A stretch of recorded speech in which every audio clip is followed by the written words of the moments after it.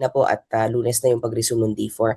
Maybe ask lang, sir, ano po, ano yung mga inaasahan naming mangyayari for next week, yung day 4 hanggang day 6, ano, since tapos na po yung ating week 1. Okay. On Monday, July 13, 2026 at 2 p.m., both parties, both panel of prosecutors and the defense must submit formal memoranda on the BIR record subpoena and the subpoena for the AMLC and the bank records. The witness on deck on that day is Attorney Jeremy Lotok by the prosecution.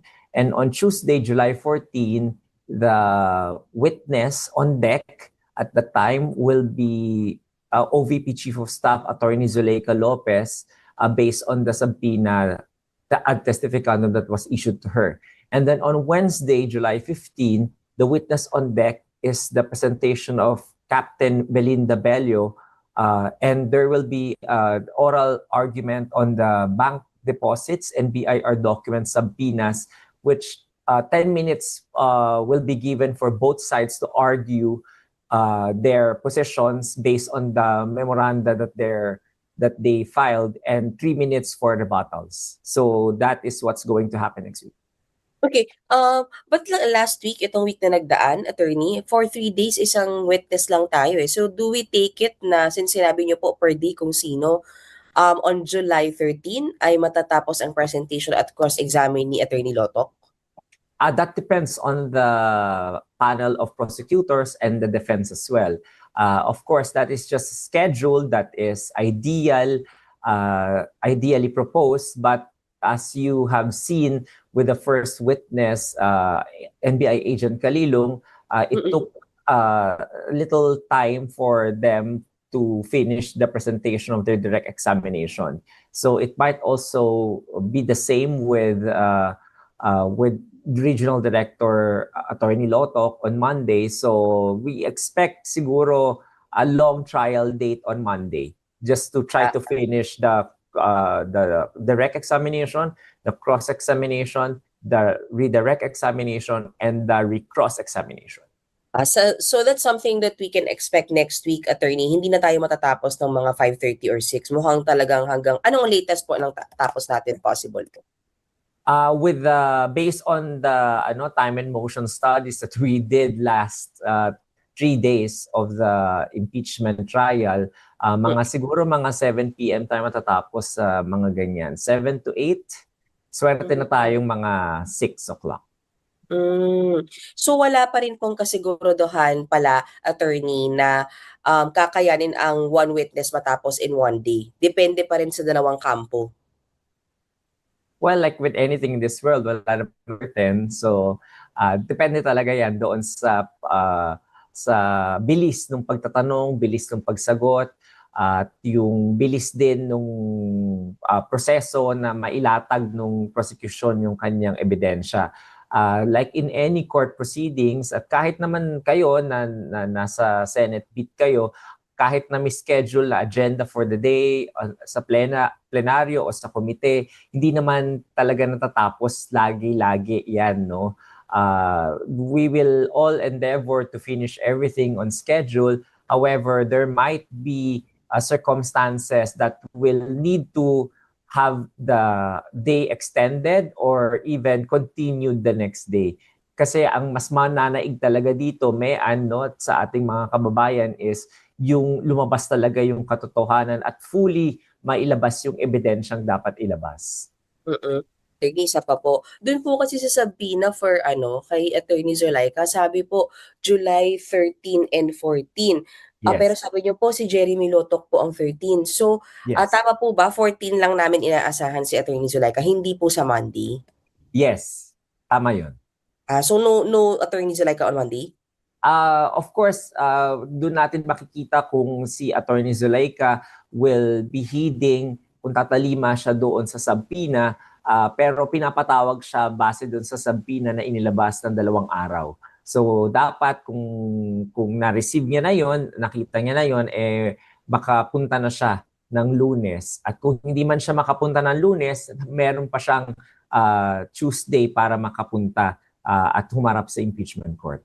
Pero tama ba, attorney, kahit pumunta siya ng Monday, hindi siya possible. Tatalima siya doon sa sabi. Pero pinapatawag siya base doon Sorry, sa sino sabi to? na inilabas ng Antay lang dalawang po, araw. sir. So, Hello. Ayun. Attorney, tama ba? Kahit po ipatawag siya ng Monday, hindi po siya isasalang. Si Attorney Tama Zuray. ka dyan. Tama ka dyan. Dahil ang nakaschedule talaga ng Lunes ay si NBI Regional Director Lotto. Okay. Attorney, isa na lang sa akin kay Attorney Zuray Lopez. Pwede pong pa-explain sa amin mga hindi abogado. Paano po ba yun? Kasi definitely, siya po ay kakampi or nasa kampo ng VP. Pero pinatawag po siya ng PROSEC. Paano po siya makakatulong sa PROSEC kung alam natin na kay VP camp siya? I I don't think know. hindi ako yung pwedeng yung tanungin dyan. No? Dapat yung prosecution kasi sila yung nagpapatawag. Pero ang mabibigay ko lang sa inyo is yung alam ko kung saan ka patungo, no? Dahil naitanong na rin naman sa akin yan ng ilang beses. Kung ikukonsidera ba siyang hostile o hindi, Yes. no? Hindi kasi pwedeng gumalaw ang korte ng walang motion sa either party na ideklara ang isang testigo na hostile. At yung pagiging hostile witness, ito ay may formality sa batas. Ibig sabihin nito, merong pagkakaiba sa pagpepresenta ng isang ordinaryong witness at saka ng hostile witness. Ang hostile witness, papayagan ang tao o ang panig na nagprepresenta doon sa hostile witness na yun na makapagtanong ng leading questions, papayagan din na yung nagprepresenta na ma-impeach yung credibility nung tao at saka nung testimony nung testigong pinipresenta. So yan yung dalawang pribilehiyo na binibigay ng Rules of Court na nakalagay sa Rule 132 Section 12. Yan yung dalawang pribilehiyo na binibigay doon sa nagprepresenta kapag nadeklarang hostile yung kanyang testigo. Pero hanggat walang motion na ganon, hindi iko-considera na automatic na hostile yung testigo na yon kahit pa ito ay alam na o nakasaad doon o stipulated na nagtatrabaho siya sa Office of the Vice President. Last na po talaga. Kailan po mangyayari si motion para po madeklara siyang hostile? Sa umpisa po ba bago siya tanungin ng PROSEC? We do not want to preempt kung kailan gagawin yan ng prosecution or kung gagawin man ng prosecution kasi sila yung party nagpepresenta kay Attorney Zuleika Lopez. Pero kung babasihan mo yan sa rules natin, wala naman sinasabi kung kailan kailangan. Pero base sa experience naman sa korte, pwedeng bago siya umupo, ipadeklara na siya. Pwede naman pag nakaupo na rin siya, ipadeklara na siya. Okay. Sir, Attorney, salamat. Ang next po sa akin si Ate Sandra po ng GMA. Salamat po. Maraming salamat, Mayan. Hello, Attorney. Hi. May information na po ba kasi may speculation po online na baka nga po babalik po at dadalaw uli si Vice President. May information na po ba kayo tungkol dyan? Lalo na next week, yun nga po, medyo ang line na po, for example, inaantabayanan po yung pagharap ni Attorney Zuleika Lopez. Go ahead, sir. Sandra, doon sa pagpunta ni respondent Vice President Duterte, araw-araw naman ini-expect ng Senado ang kanyang pagpunta. Dahil na rin karapatan niya yon bilang respondent doon sa impeachment trial. At kaya naman yung Senado, through the Office of the Senate Secretary, naghanda yan ng holding room talaga sa Vice Presidente to respect the office that she holds as well and the stature that she has in our system of government. So kaya laging nakahanda naman yung holding room para sa kanya, whether magpakita talaga siya o hindi. Hindi na namin i-expect yon na hindi siya magpapakita. Basta ang expectation, magpapakita siya. So laging handa po ang Senado sa darating na pagkakataong ganun. Attorney, can you tell us more about the planned oral arguments? Ano po exactly yung i-establish doon and when do we expect the resolution on that, sir? Doon sa oral arguments na yan yung ukol sa dalawang sampinang pinapa-issue sa korte. Yun yung una, yung doon sa sampina doon sa STECOM sa BIR Commissioner para i-produce yung mga income tax returns ni Respondent Duterte nung asawa niya na si Mans Carpio at yung mga 21 or 22 na business interest daw na konektado ang Vice Presidente at si Mr. Mans Carpio. So pinapalabas po yan para pinapaproduce para sa korte at maging ebidensya ng prosekusyon. Ang pangalawa po ay yun namang sampina doon sa STECOM, doon naman sa mga bangko na isinaad ng prosecution na merong daw bank accounts si Respondent Sara Duterte at yung asawa niya. So pinapalabas din yon mula sa mga bangko, kaya naman bibigyan ng pagkakataon yung both parties na mai-argue nila yung kanilang mga posisyon. Siyempre yung prosecution gusto nilang ma-issue yung sampina dahil karapatan daw yan, dahil exempted daw sa bank secrecy law, at yung paglalabas naman ng sampina doon sa STECOM at pagsunod ni BIR Commissioner doon, dapat daw exempted din yun. So, yun yung tatalakayin ng prosecution. Sa kabilang panig naman, sinasabi nila na hindi dapat labagin yung tax code, yung Section 270, na dahil wala naman daw utos mula sa palasyo na ilabas yung mga tax records na yon. Dahil yun lamang po yung exception doon. At saka yung nasa Section 70 po yata, yun, or Section 80 ng tax code din, na kapag in aid of legislation, pwedeng ilabas in executive session yung tax records na yon.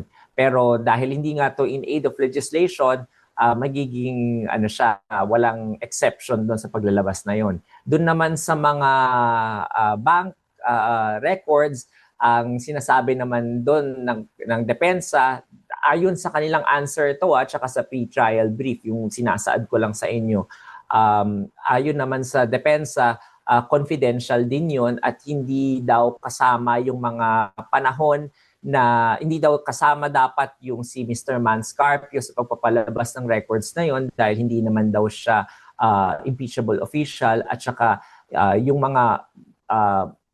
mga dates daw na hinihingi ng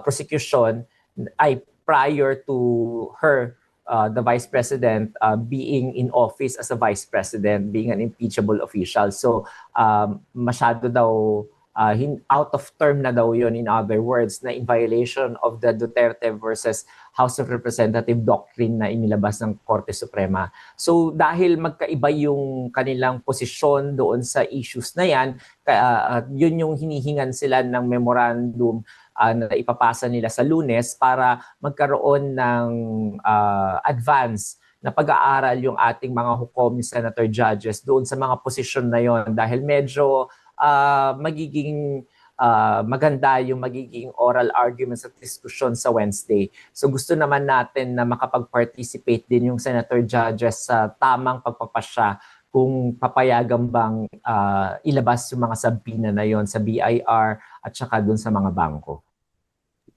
Attorney, can we expect po na yung presiding officer would consult the body at pwede kayang magkaroon ng botohan? Halimbawa, and when do you expect that to happen, sir?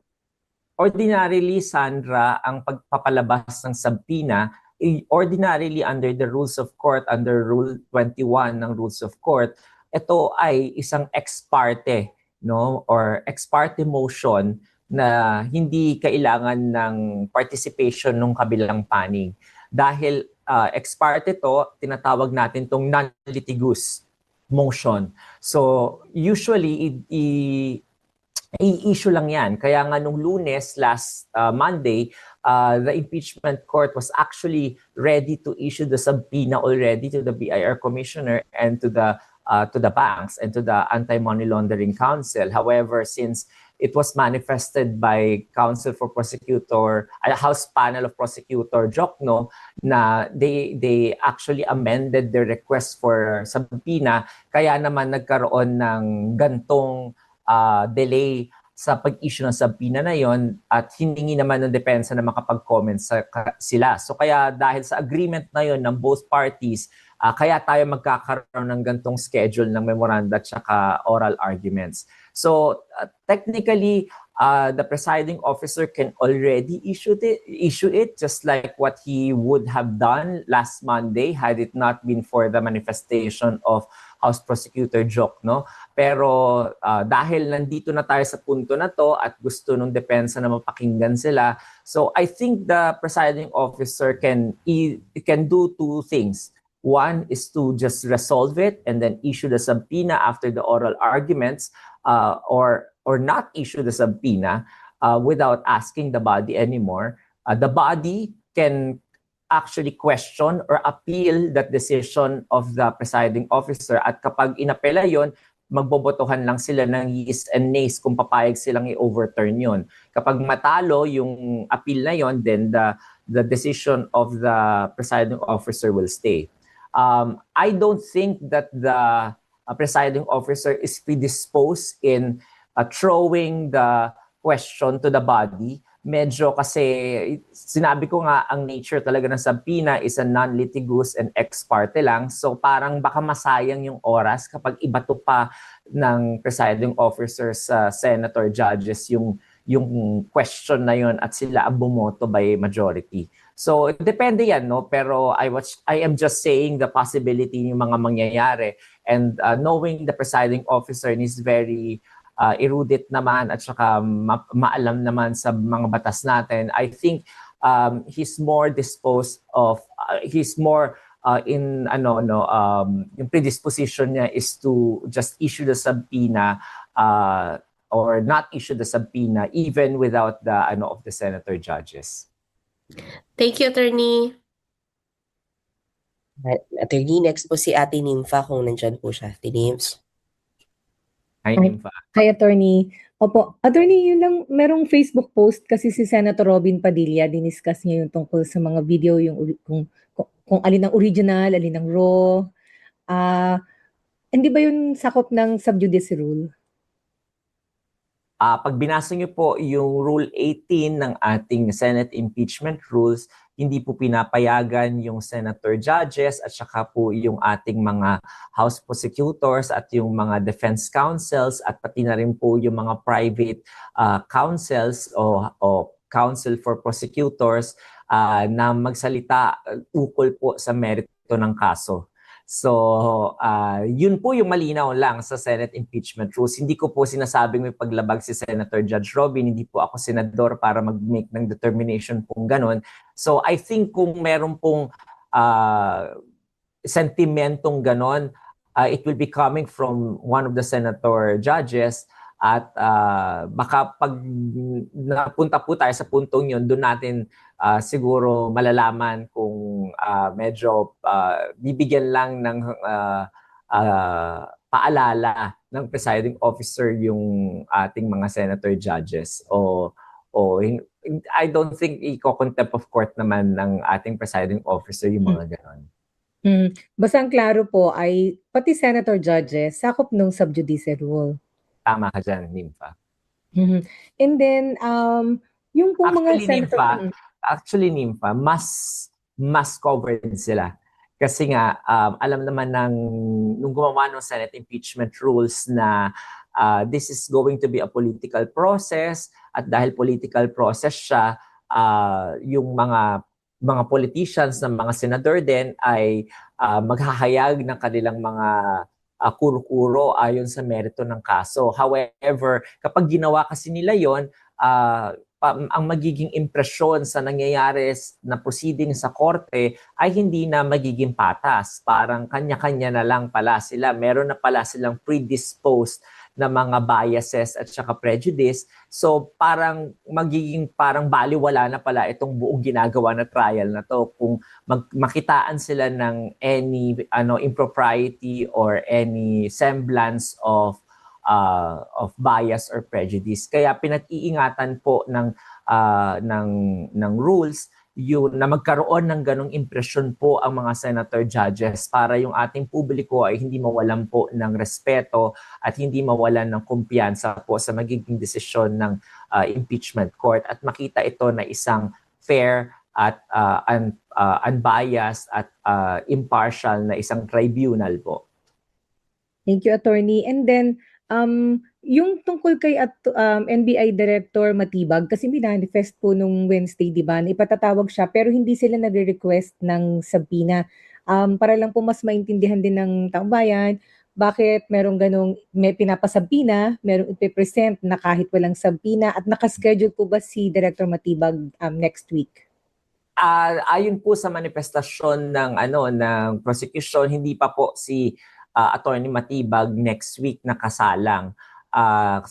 Sabi nila nung last day nung hearing, sa next week pa daw siya nakasalang. Although doon po sa unang request po nila, hindi talaga nila sinama si Attorney Matibag doon.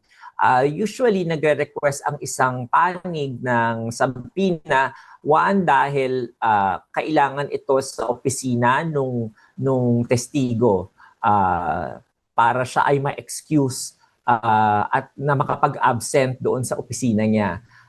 Pangalawa, kapag yung testigo ay medyo may agam-agam sa pagpunta at hindi talaga o natatakot sa pagpunta, kinakailangan siyang pilitin o i-compel ng isang korte na papuntahin doon through compulsory process of subpoena ad testificandum.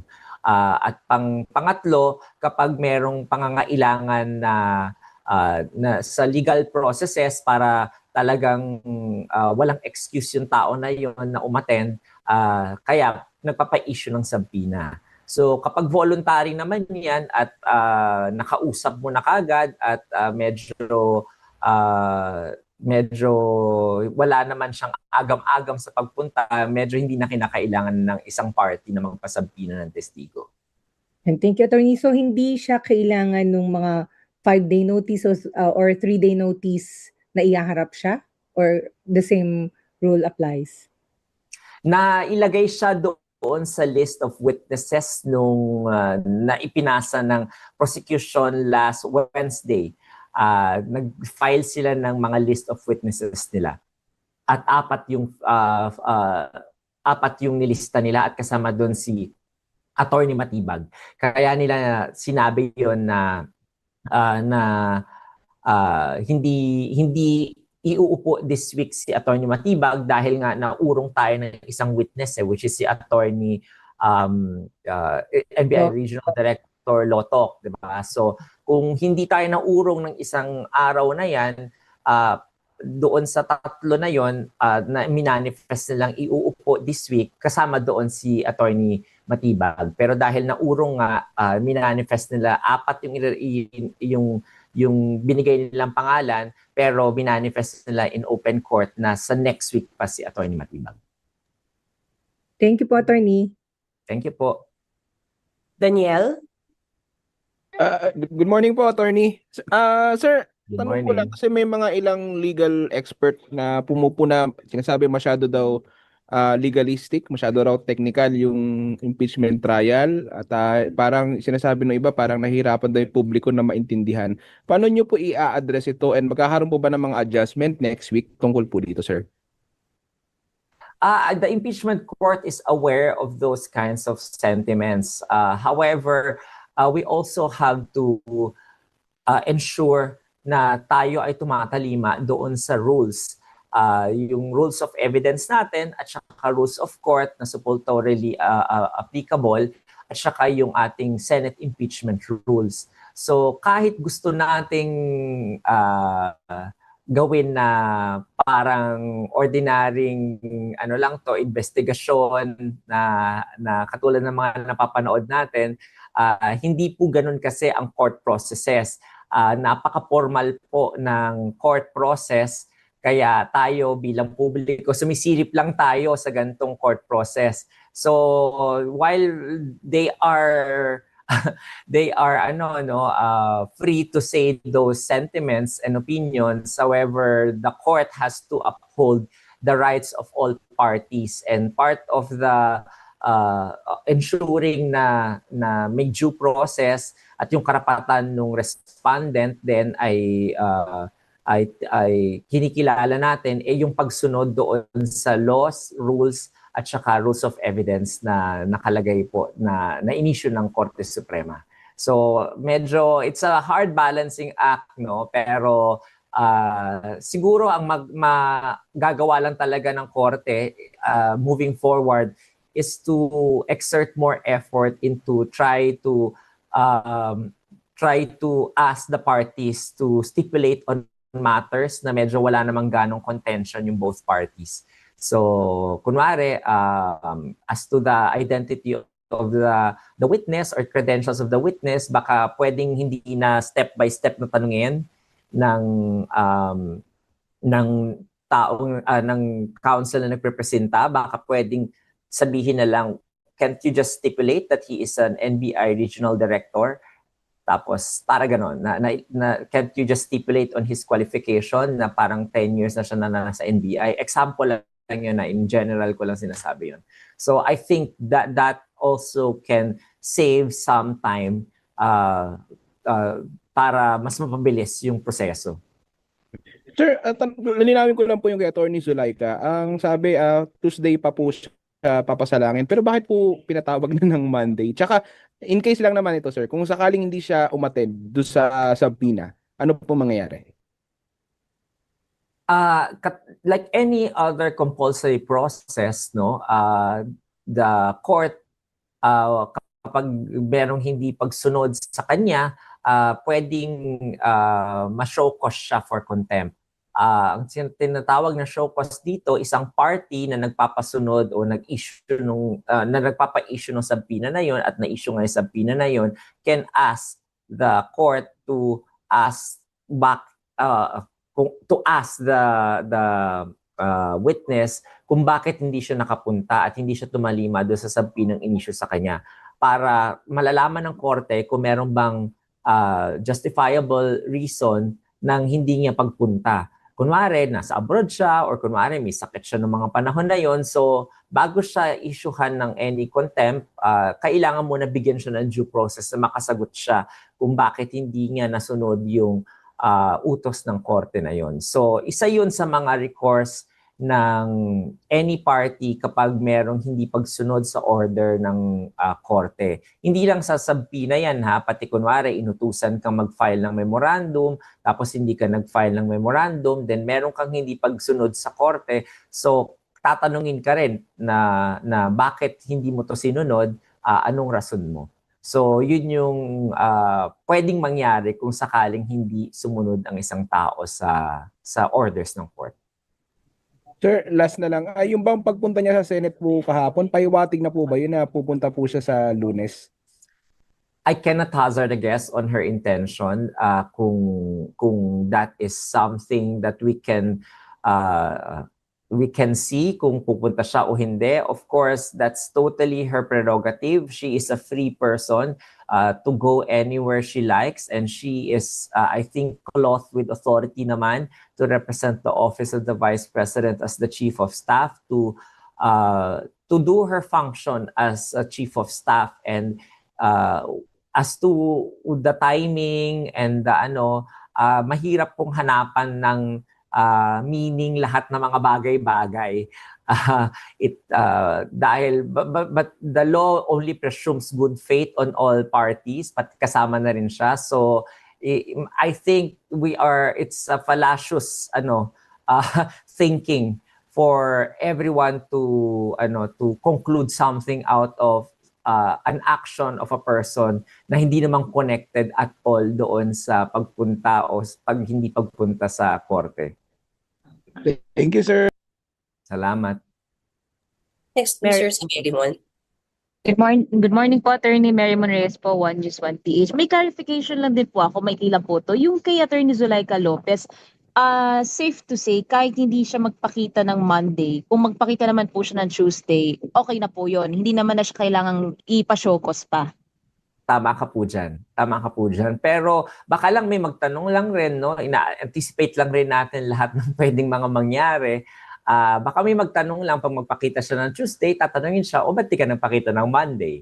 So that's a fair ask. I mean, everyone can do that. So, pero kung nagpakita siya ng Monday, then baka sa Tuesday, sabihan din siya, magpakita ko ulit sa Tuesday. So, yung mga ganun yung mga scenario na ina-anticipate natin. Kasi that's just a reasonable cause and effect naman ng pagkakaroon ng ganong sabpina at nasa 2 araw na Monday at saka Tuesday.